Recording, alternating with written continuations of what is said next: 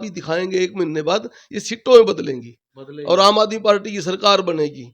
और हरियाणा में पंजाब की तरह, जैसे हमने पंजाब में कहा था, पंजाब में भी मीडिया ने हमें ये बात, हमारे नेताओं को बार बार जब ये क्वेश्चन पूछी, तो हमारे हरमन प्यारे मुख्यमंत्री भगवंत मान जी ने ये कहा था कि भैया हम सर्वे सुरवे में नहीं आते, हम सीधे सरकार में आते हैं। चलो 1 महीने का समय है, वो भी पता लग जाएगा। अब घरौंडा पे थोड़ा आ जाते हैं। आपका जो है ये विधानसभा क्षेत्र है, वैसे आपका पद संगठन मंत्री का है। 40 उम्मीदवार कांग्रेस के हैं, 10 के करीब भाजपा के भी लोग अब आने लगे हैं धीरे धीरे। आपका तो मुझे उम्मीदवार ही नहीं दिख रहा यहाँ घरौंडा में। कौन है? एक तो कम से कम बोल लो मैं उम्मीदवार हूँ। कैसा चुनाव लड़ रहे हो आप? भाई साहब क्या बात कर दी आपने, आप तो उल्टी तरफ बात बता रहे हो, उल्टी गंगा बहा रहे हो। भाजपा में तो टिकट मांगने वाला ही कोई नहीं है। 10 साल से जिनकी ट्रिपल इंजन की सरकार बता रहे हैं, सारी इंजन, ऊपर का इंजन, नीचे का इंजन, टिकट मांगने वाले कोई नहीं विधायक के अलावा। कोई एक मेरे को नहीं है, कैंडिडेट है विनय संधू भी आगे, आरडी कल्याण ने भी बोला है, भाई साहब वेदपाल एडवोकेट बोलना भी। लेकिन आप अपनी वाली गुंडी को बीजेपी की तरफ क्यों घुमा रहे हो? आप अपनी बताओ, आपका कोई है कि नहीं है? मैं स्टार्ट तो कहीं से करूंगा। ये मैं तो पहले ये कह रहा हूँ कि कितनी मजे की बात है, आपको ये क्वेश्चन बीजेपी को पूछना चाहिए। मैं मानूंगा, फिर आपको मैं सैल्यूट करूंगा आपको उस दिन खड़ा होकर, जिस दिन आप बीजेपी को खड़े होकर ये आप क्वेश्चन पूछोगे कि भाई आपके पास तो कैंडिडेट ही नहीं सिवाय एमएलए के। 10 सालों में आप लोगों ने क्या किया है कि आपके पास कैंडिडेट नहीं? कारण क्या है? या तो बीजेपी अपने वर्क या तो बीजेपी अपने वर्कर को उभरने देना नहीं चाहती, अपने वर्कर को नेता नहीं बनने देना चाहती, या उनको कोई चाह नहीं रहा, उनको पता लग चुका है कि तुम्हारी लोकप्रियता खत्म हो चुकी है। एक उम्मीदवार तो उन्होंने कम से कम दे रखा हाँ है एमएलए है बस, है ना? एमएलए है तो बस। वो उनका इंटरनल मामला है। आप बताइए, आपका कोई उम्मीदवार घरौंडा में है या नहीं है? आम आदमी पार्टी आज तक सर्वे बेस पे टिकट देती है जी। ये रिकॉर्ड है। ये पहली बार ऐसा हुआ इस देश के अंदर। हाँ, आम आदमी पार्टी का हर काम अलग हटके होता है। पंजाब के अंदर 92 विधायकों में से 81 विधायक पहली बार के हैं। आज तक इस देश के अंदर क्या होता रहा है? एमएलए का बेटा, एमएलए का भाई, एमएलए की बीवी, उसका पोता, इसका दादा मंत्री था, इसका चाचा मंत्री था, इसका मामा मंत्री था, इसका फूफा मंत्री था। चलो वो ये सिस्टम बात कई बार आप बता मैं चुके आपकी हैं। बात का जवाब दे रहा हूँ। मुझे आप मैं ये नहीं बता रहे घरौंडा हाँ, से मैं वही बता कौन रहा हूँ, मैं लड़ेगा? उसी पे आ रहा हूँ। आप हाँ सुनने का हाँ प्रयास हाँ। करोगे तभी मैं नहीं, आप बताऊंगा। प्रचार ना करें, अभी आचार मैं संहिता प्रचार है। नहीं, प्रचार आचार नहीं, संहिता ये है प्रचार नहीं है। जी मैं ये बता रहा हूँ, आपने कैंडिडेट पूछा। जी। आम आदमी पार्टी सर्वे कराती है। सर्वे करा के यदि एक हमारा निचले लेवल का वर्कर, मैं वो बताना चाह रहा हूँ आपको कि यदि निचले लेवल के वर्कर को लोगों ने ये कहा, जो हमारी टीम सर्वे की आती है, कि ये आदमी हमारा यहाँ पे सीट जीतेगा, तो हम उसको टिकट देते हैं, नेता को टिकट नहीं देते। हम ये कहते हैं हमेशा आम आदमी पार्टी कि भाई स्टेज वालों पर टिकट की उम्मीद घाट रखियो, सामने वाले पे ज्यादा। तो वो सर्वे आम आदमी पार्टी वो सर्वे चल रहा है या चल रहा है, चुनाव के बाद चलेगा? बिल्कुल चल रहा है। चल रहा इंटरनल है सर्वे बिल्कुल चल रहा है। हाँ लिस्टें बन चुकी हैं जी और जल्द ही लिस्टें आपके सामने बड़े बढ़िया तरीके से आएंगी। हाँ। कैंडिडेट 90 की 90 सीटों पे हमारे पास चुनाव लड़ने के लिए मजबूत कैंडिडेट हैं। उनके सबके सर्वे हो चुके हैं। 2 लेयर के सर्वे हो चुका है, तीसरा सर्वे 2-3 दिन में कंप्लीट हो जाएगा और हमारी टिकटों की डिक्लेरेशन शुरू हो जाएगी। सूत्रों के हवाले से खबर ये है कि आम आदमी पार्टी से इसलिए कोई सामने नहीं आ रहा, कोई लड़ना नहीं चाहता। जब कांग्रेस या बीजेपी वालों की टिकट कटेंगी, वही लोग आम आदमी पार्टी से टिकट लेके आएंगे। हमारा रिकॉर्ड है दिल्ली और पंजाब का, आप उठा के देख लें। हमने कभी भी कैंडिडेट बाय नहीं किया, इंपोर्ट नहीं किया भाजपा की तरह।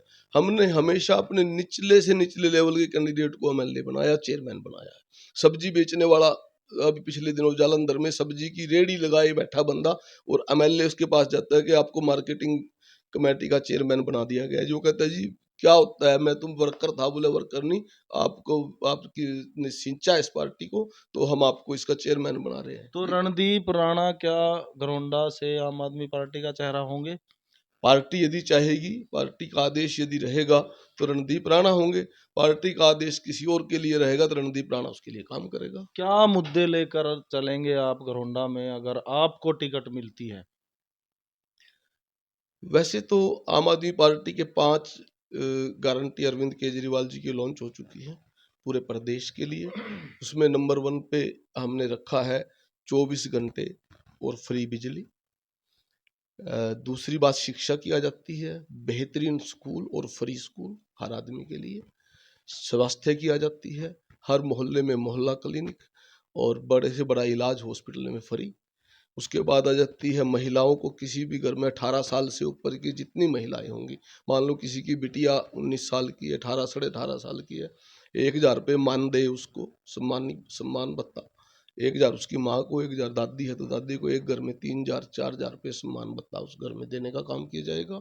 और पांचवी बात, युवाओं को रोजगार पे हमारा सबसे बड़ा फोकस रहता है। पंजाब में 2 साल की सरकार में 47,000 सरकारी नौकरियां और 2,10,000 प्राइवेट सेक्टर में नौकरियां देने का काम आम आदमी पार्टी ने 2 साल में किया। तो ये हमारा मेन मुद्दा रहेगा और हम लोगों के बीच में जाके लोगों को ये समझाने का काम करेंगे। मैं आपके चैनल के माध्यम से आपके दर्शकों को भी ये बताना चाहूँगा, एक बात मैं कहना चाहता हूँ कि शिक्षा और स्वास्थ्य हमारा मूलभूत अधिकार है। ये चीज मैंने पहले भी आपको बोली कि ये चीज आप लोकसभा में भी लेके आए थे और आप दिल्ली में एक भी सीट नहीं जीत पाए, हरियाणा में एक भी सीट नहीं जीत पाए, और भी जो राज्य आप लड़े आपकी परफॉर्मेंस का जो घटी है। तो आपको नहीं लगता आपको कुछ नया करने की जरूरत है? ये बिजली, पानी, स्वास्थ्य, ये बातें पुरानी हो गई हैं।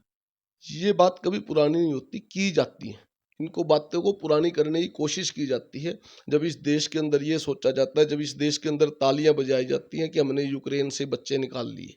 मैं आप लोगों के माध्यम से, आप बुद्धिजीवी को नमस्ते करता हुआ आप लोगों को ये कहना चाहूँगा कि 2-3 चीज़, 4 चीज़ों के लिए इस देश को जागरूक करना बहुत ज़रूरी तो है। यूक्रेन से जब बच्चे निकले हैं उसको आप उपलब्धि नहीं हाँ, मानते सरकार मैं की? उसी पे बता रहा हूँ, मैं उसी पे बताना चाहूँगा जी। आप लोगों को कि आप, ताकि आपके सारे जो दर्शक हैं उनको भी मैं बताना चाहूँगा। जब यूक्रेन से बच्चे निकले तो मेरा क्वेश्चन था माननीय प्रधानमंत्री जी के लिए कि मैं ये जानना चाहता हूँ यूक्रेन बच्चे गए क्यों? गए किस लिए थे? उसका उस मुद्दे पे यदि आप बात करो जी, जी। तो यूक्रेन बच्चे जाते हैं मेडिकल एमबीबीएस। की एजुकेशन के लिए। जी, जी। मेडिकल की एजुकेशन के लिए वो लोग 25 लाख में मेडिकल करा रहे हैं, हुँ। एमबीबीएस करा रहे हैं। आपका बेटा, मान लीजिए, आप 1 मिनट यहीं से शुरू कर लें। आपका बेटा है, टैलेंटेड है, भगवान ने इसको टैलेंट दिया है और वो डॉक्टरी करना चाहता है। जी। आपकी जेब अफोर्ड नहीं कर रही 1.5 करोड़ रुपए में एमबीबीएस कराने जी, के जी। लिए। आपने अपना घर, मकान, प्लॉट सारे पे हाथ मार के देख लिए, भी 1.5 करोड़ कौन इकट्ठे होंगे। जी। तो आप कहोगे भाई यूक्रेन चला जाए 25 लाख रुपए में, और ये वहां से निकाल के ताड़ियां बजाते हैं। ताड़ियां इनको तब बजानी चाहिए जब ये कहें कि हमने 25 लाख में मेडिकल की फैसिलिटी यहाँ इस देश के अंदर जी, पैदा कर दी, बिल्कुल लाइसेंस देने हैं। सवाल आपका वाजिब है। तो 2 राज्यों में आप सरकार चला रहे हो, हाँ, वहाँ आपने इसको कितना ईज़ी किया है? इसी एमबीबीएस की अगर मैं बात करूँ, क्या उसके लिए आपके पास कोई आंकड़े हैं? हमारे पंजाब में बिल्कुल और दिल्ली में हम इनको बिल्कुल आहिस्ता-आहिस्ता सिंगल विंडो परमिशन करने जा रहे हैं कि जो भी आदमी है, क्योंकि ज़्यादातर प्राइवेट सेक्टर के लोग एमबीबीएस ये यूनिवर्सिटी करने जा रहे हैं। हाँ, करने जा रहे हैं बिल्कुल। 2 साल की सरकार है वहाँ पे हमारी। नहीं, दिल्ली में तो हमें, पंजाब में आप हाँ, दिल्ली दूसरा में हमें ट्रेंड काम ही नहीं रखो। करने देते। एलजी कभी काम ही नहीं करने देते। आज तक एक फाइल कोई भी इस दिल्ली के विकास के लिए जब काम किया, आंदोलन करके फाइलें निकलवाई। हाँ, ये भी एक बड़ा, हमेशा ये भी एक बड़ा दुर्भाग्य है कि आप विकास को पार्टी के नज़रिए से देखते हैं। प्रधानमंत्री जी को बिल्कुल इंटरफियर दिल्ली जैसे प्रदेश में नहीं करना चाहिए। जनता तो जनता सारी प्रधानमंत्री की जनता है। सारा देश प्रधानमंत्री का है। एलजी का और सीएम का हमने कई बार वहाँ हाँ, सुना है, हाँ। होता है, लेकिन कभी हमने ये नहीं सुना कि अब एमबीबीएस के बॉन्ड के रेट कम करना चाहते हैं। उसके लिए जो है राज्यपाल ने आपको नहीं, रोका है। हम जब भी किसी भी विषय पे जाते हैं, उनका सब्जेक्ट ही ये होता है कि इनको तंग इतना किया जाए हर काम के लिए। वो ये नहीं सोचते कि इससे जनता तंग हो रही है। वो ये सोचते हैं कि इससे ये लोग तंग हो रहे हैं, इन लोगों की लोकप्रियता घटती है। जबकि दिल्ली में उल्टा है।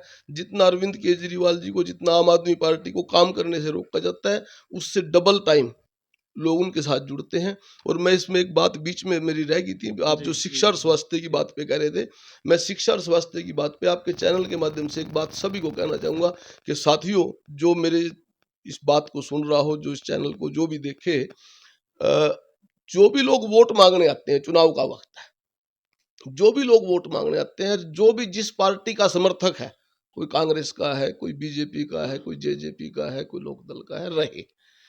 लेकिन मैं उनसे ये निवेदन जरूर करूंगा कि आप उस नेता से, जो आपकी वोट मांगने आता है, उस नेता से एक सवाल छोटा सा जरूर किया करें कि भाई हमारे बच्चों की शिक्षा और हमारे बुजुर्गों की चिकित्सा के लिए आप क्या करने जा रहे हैं, आपका मोटिव क्या है। कम से कम जो आपका हक है, आप टैक्स देते हो। अरविंद केजरीवाल पहली बार ये कहता है कि मैं फ्री दे रहा हूं, तो फ्री में कोई एहसान नहीं कर रहा हूं, आपके खून पसीने की कमाई, आपका खून पसीने से जो टैक्स इकट्ठा होता है इस देश के अंदर, उस टैक्स को मैनेज करके मैं आपको वापस कर रहा हूँ।